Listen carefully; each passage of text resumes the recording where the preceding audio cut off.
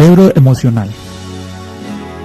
El cerebro humano está formado por varias zonas diferentes que evolucionaron en distintas épocas.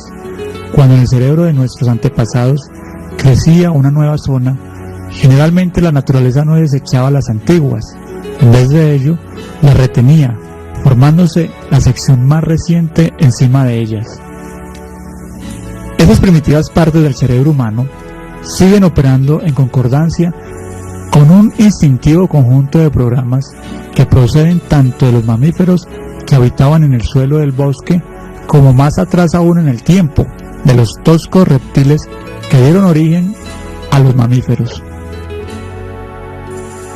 La parte más primitiva de nuestro cerebro, el llamado cerebro reptil, se encarga de los instintos básicos de la supervivencia, el deseo sexual, la búsqueda de comida y las respuestas agresivas tipo pelea o huye.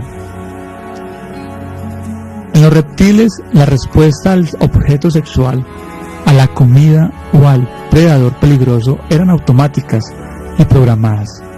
La corteza cerebral, con sus circuitos para sopesar opciones y seleccionar una línea de acción, obviamente no existen en estos animales.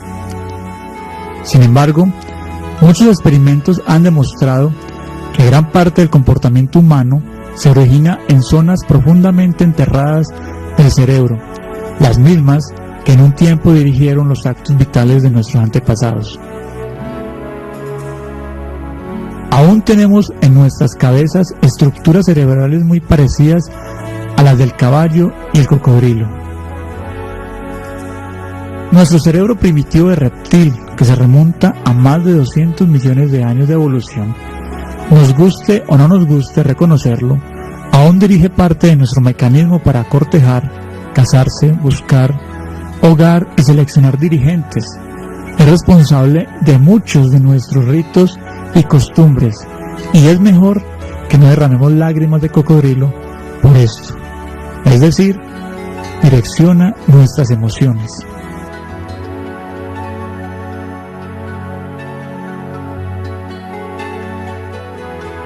El sistema límbico o cerebro emocional, también llamado cerebro medio, es la porción del cerebro situada inmediatamente debajo de la corteza cerebral y que comprende centros importantes como el tálamo, hipotálamo, el hipocampo, la amígdala cerebral. No debemos confundirla con la de la garganta. Estos centros ya funcionan en los mamíferos, siendo el asiento de movimientos emocionales como el temor o la agresión. En el ser humano, estos son los centros de la afectividad. Es aquí donde se procesan las distintas emociones y en el hombre experimenta penas, angustia y alegrías intensas. El papel de la amígdala como centro de procesamiento de las emociones es hoy incuestionable. Pacientes con la amígdala lesionada ya no son capaces de reconocer la expresión de un rostro o si una persona está contenta o triste. Los monos a las que fue extirpada la amígdala manifestaron un comportamiento social en extremo alterado. Perdieron la sensibilidad para las complejas reglas de comportamiento social en su manada. El comportamiento maternal y las reacciones afectivas frente a los otros animales se vieron claramente perjudicadas.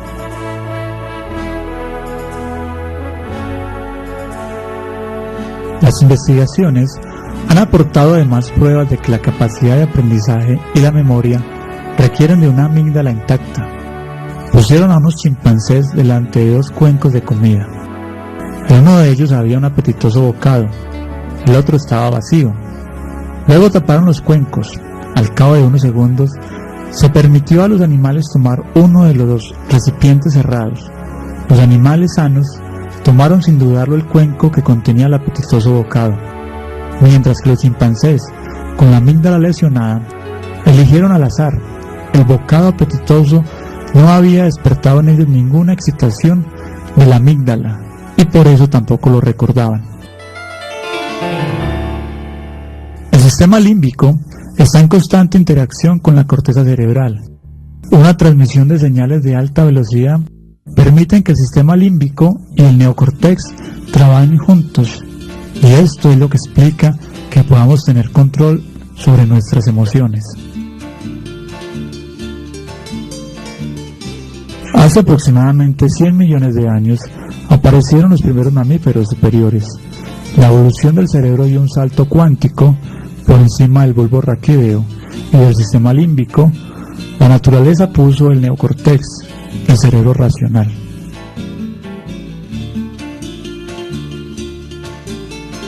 A los instintos, impulsos y emociones se añadió de esta forma la capacidad de pensar de forma abstracta y más allá de la inmediatez del momento presente, de comprender las relaciones globales existentes y desarrollar un yo consciente en una compleja vida emocional.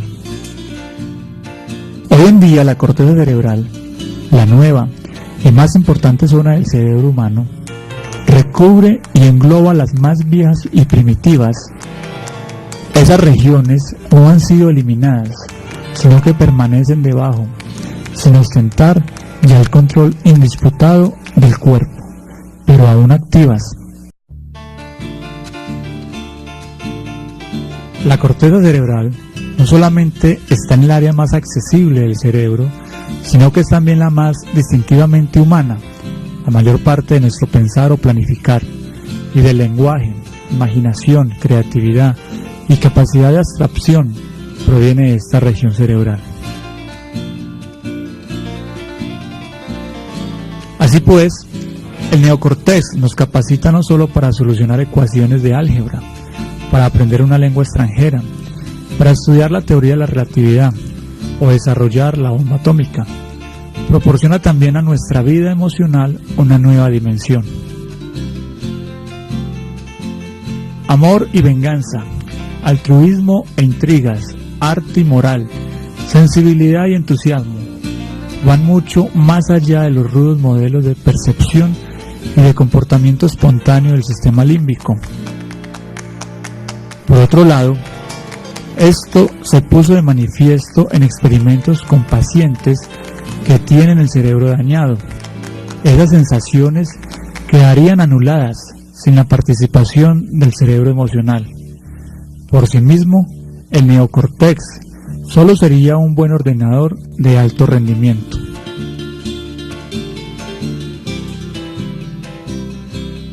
Los lóbulos prefrontales y frontales juegan un especial papel en la asimilación neocortical de las emociones.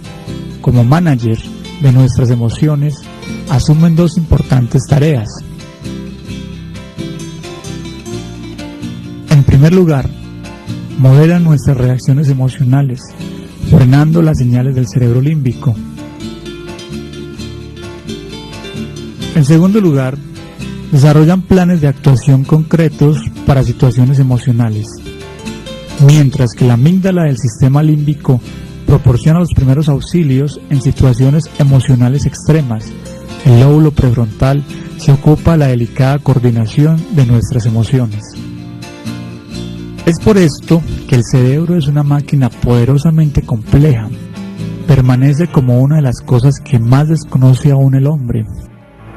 Y en cuanto a sus funciones, la conciencia representa solo una pequeña parcela de nuestra psiquis. En todo caso, parece indudable que nos afectan muchos estímulos que no percibimos conscientemente y que por lo tanto no podemos evaluar de manera racional. Algunos llegan a ser importantes. Esto es el origen, por ejemplo, de las corazonadas, o de lo que manifestamos en ocasiones con frases como intuyo que.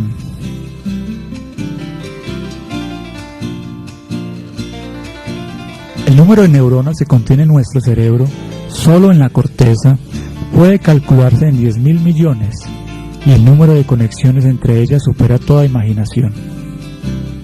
Dos personas distintas habitan en nuestro cerebro, unidas como mellizos siameses a lo largo de la línea media.